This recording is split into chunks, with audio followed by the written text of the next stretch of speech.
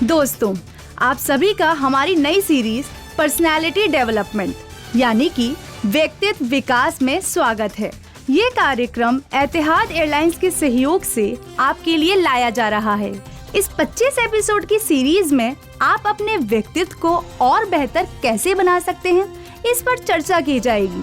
ये एक बेहतर और कॉन्फिडेंट जीवन जीने के लिए आपको प्रोत्साहित करेगी।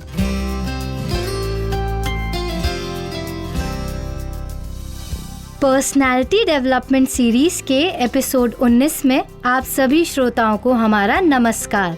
इस एपिसोड में हम अपने जीवन में तालमेल और लोगों से अच्छे संबंध कैसे बनाएं, इस पर चर्चा करेंगे।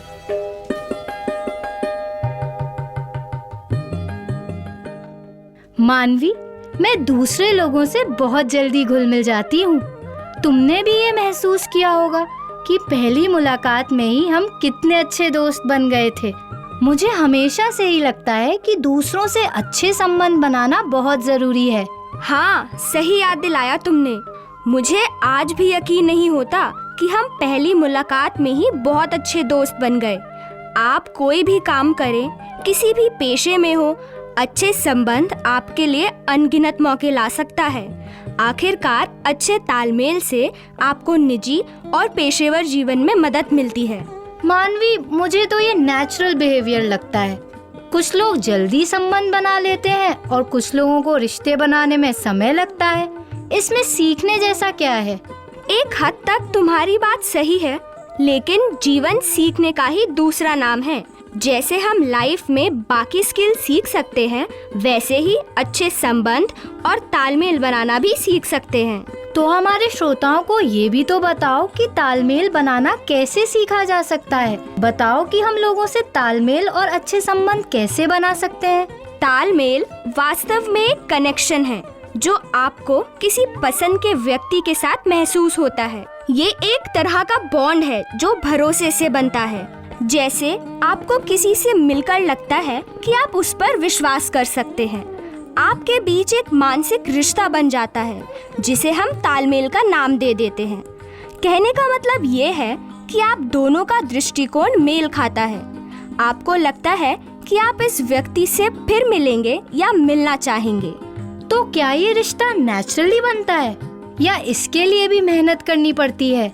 ये रिश्ता तुरंत ही पता चल जाता है।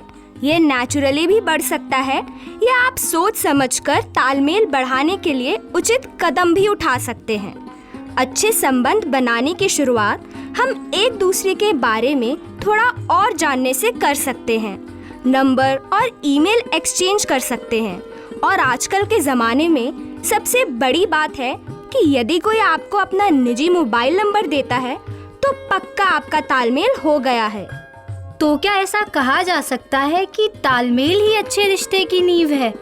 जब आप एक दूसरे से प्रभावित होते हैं तभी आप फिर से मिलने की इच्छा रखते हैं। आपको लगता है कि दूसरे व्यक्ति से आपके विचार मिलते हैं।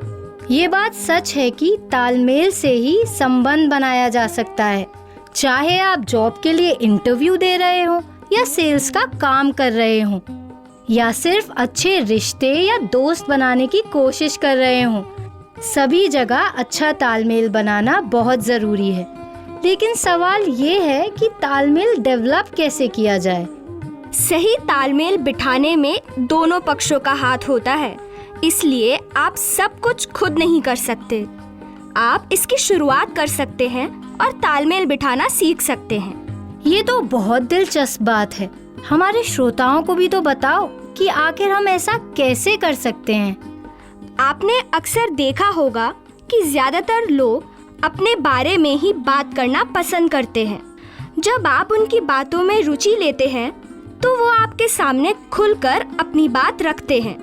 तालमेल बढ़ाने के लिए सबसे ज़रूरी है सामने वाले व्यक्ति को जानना। लोगों को जानने के लिए ज़्यादा से ज़्यादा सवाल पूछें। हो सकता है कि आप दोनों के बीच कोई समानता निकल जाए, जैसे आप एक ही कॉलेज से पढ़े हो या फिर आपके शौक एक जैसे हो, या हो सकता है कि आप एक ही शहर से हो, या आपकी दोस्ती कुछ कॉमन लोगों से हो, या आपके इंटरेस्ट एक से हो और आपके विचार भी एक समान हो। तो क्या हमें अपनी निजी बातें एक दूसरे को बतानी चाहिए और अपने अनुभवों को साझा करना चाहिए? एक दूसरे के बारे में जाने बिना तो तालमेल बनाया ही नहीं जा सकता और बातचीत तभी आगे बढ़ेगी जब आप अपने अनुभवों को साझा करेंगे। अनुभव साझा करना कोई कठिन काम नहीं है। इसे एक नए प्रोजेक्ट की तरह लें और साथ मिलकर काम करें। हम उन लोगों को पसंद करते हैं जो हमें हमारे समान लगते हैं। मिररिंग और मैचिंग तालमेल बढ़ाने की तकनीकें हैं। जरा इसके बारे में भी तो श्रोताओं को बताओ। अगर आप भी सामने वाले व्यक्ति की तरह हाव भाव दर्शाते हैं तो वो आपसे ज्यादा प्रभावित होंगे। हमेशा दूसरे व्यक्ति के हाव भाव और एक्सप्रेशंस पर गौर करें। जैसे अगर वो चिन्ह पर अपना बायां हाथ रखते हैं तो आप भी अपने चिन्ह पर वैसे ही हाथ रखें।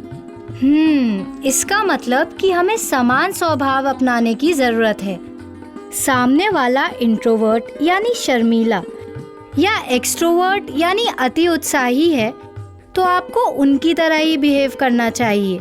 मान लें कि अगर सामने वाला रिजर्व्ड है तो आपको भी वैसा ही पेश आना चाहिए, वरना ऐसा लगेगा कि आप उनकी जिंदगी में दखल दे रहे हैं। आपको सामने वाले के बातचीत के तरीके पर भी ध्यान देना चाहिए।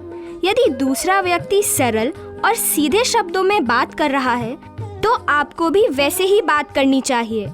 अगर वो टेक्निकल लैंग्वेज में बोलता है तो आप भी कोशिश करें कि उसी स्टाइल में बात करें। यदि आप एक कदम और आगे जाना चाहें तो सामने वाले व्यक्ति के अन्य पैटर्न्स जैसे टोन और वॉल्यूम को अपनाने का प्रयास भी कर सकते हैं।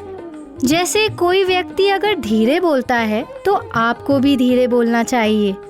सामने वाले व्यक्ति के हाव भाव समझने के लिए बस थोड़ा कॉमन सेंस जरूरी है। जैसे हर शब्द और एक्शन की नकल ना करें। कोशिश करें कि आप स्वाभाविक लगे। बिना नकल किए ही सामने वाले व्यक्ति से तालमेल बिठाने का प्रयास करें।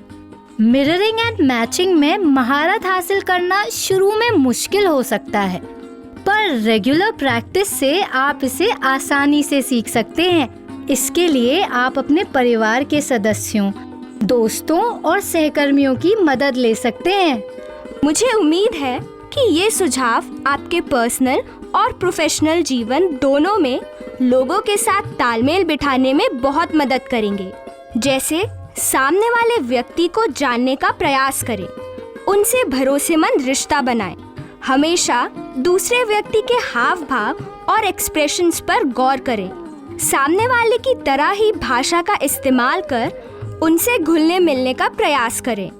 इससे आप लोगों के साथ अच्छे संबंध बनाने में जरूर कामयाब होंगे। विचारों का मिलना भी बहुत जरूरी है, उस पर भी ध्यान दें। दोस्तों, इसी के साथ समय हो गया है आपसे विदा लेने का। फिर मुलाकात होगी आपसे इस सीरीज के अगले एपिसोड में। तब तक अपना ख्याल रखें। खुदा हाफिज, नमस्कार।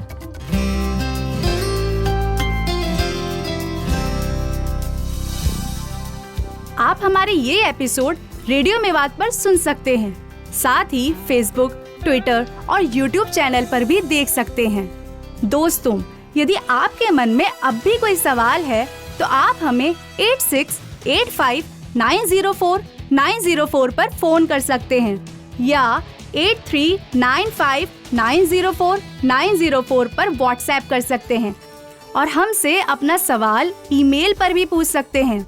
हमारा ईमेल है info@radiomewat.org।